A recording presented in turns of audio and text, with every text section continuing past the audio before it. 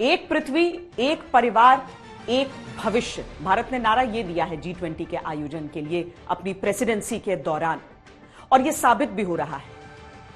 भले ही युद्ध रूस और यूक्रेन के बीच लड़ा जा रहा हो, लेकिन यहां पर जो दुश्मनी है वो एक बार फिर उभर कर आई है अमेरिका और रूस की।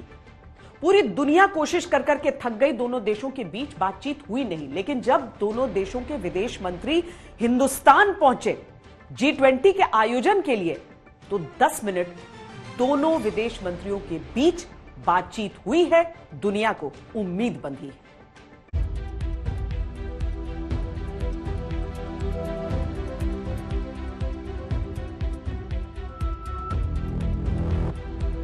जो पिछले 1 साल से नहीं मिले थे, वो अब भारत में बातचीत की मेज पर आमने सामने हैं।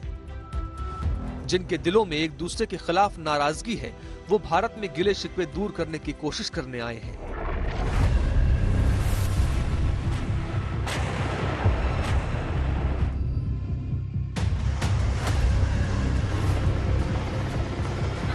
लेकिन एक दूसरी तस्वीर ये भी है। यूक्रेन युद्ध की ये वो तस्वीर है जिसने दुनिया को 2 खेमों में बांट दिया।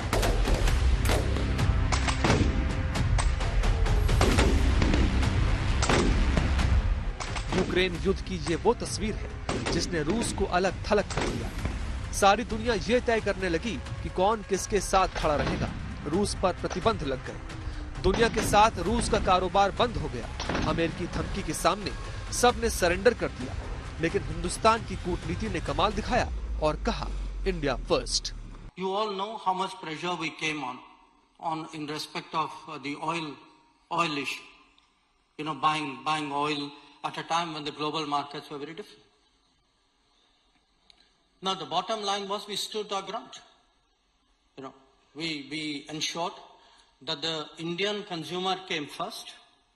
That we were able to explain to the rest of the world, saying these are our compulsions, and you please understand it the way we understand your compulsions.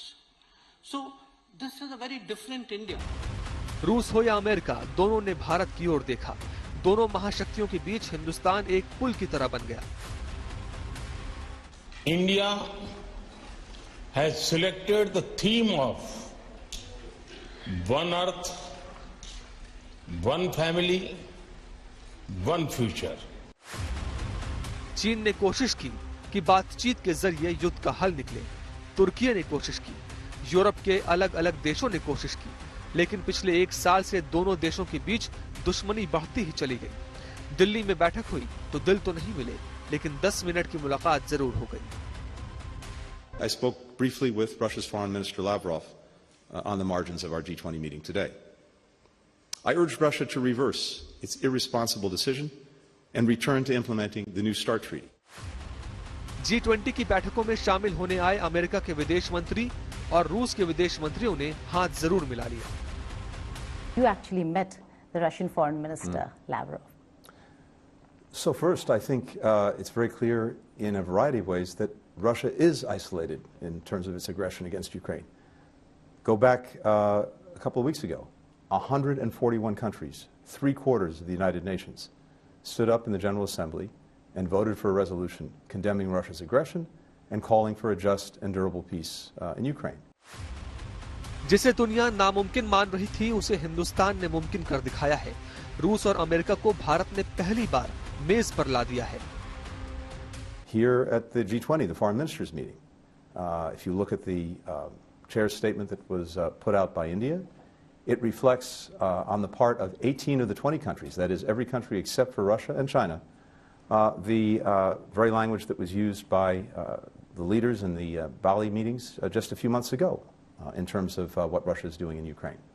So I think world opinion is very, very clear on this. And in the meetings today, I think it's also fair to say that a number of countries again called on Russia to end its aggression. माना जा रहा है कि अमेरिकी विदेश मंत्री की तरफ से इस बातचीत की पहल की गई, जिसके बाद रूस के विदेश मंत्री थोड़ी देर की मुलाकात के लिए राजी हुए। ये बातचीत 10 मिनट तक चली, जिसमें एंटनी ब्लिंकन ने रूस के विदेश मंत्री से 2 टूक कहा कि अमेरिका यूक्रेन का आखिरी दम तक साथ देगा। रायसीना डायलॉग में रूसी विदेश मंत्री के तेवर काफी कुछ कहते हैं। In the G20 ministerial, and our Western friends were shouting in the microphones, Russia must, Russia must, Russia must, and all the developing delegates, they were also saying, you know, we want to stop the war when Russia is ready to negotiate. Biden, Blinken, Stoltenberg, Borrell repeatedly stated that Russia must be defeated on the battlefield. दोनों देशों के विदेश मंत्री पिछले 1 साल से नहीं मिले थे। आखिरी बार युद्ध से 1 महीने पहले स्विट्जरलैंड के जिनेवा में मिले थे। इसके बाद पिछले साल बाली में हुए G20 में रूस और अमेरिका के विदेश मंत्री पहुंचे, लेकिन अमेरिकी गुट के बर्ताव को देखते हुए लावरोव बैठक में बीच से ही चले गए। इसके बाद पहली बार है जब दोनों नेता भारत में मिले और बात हुई।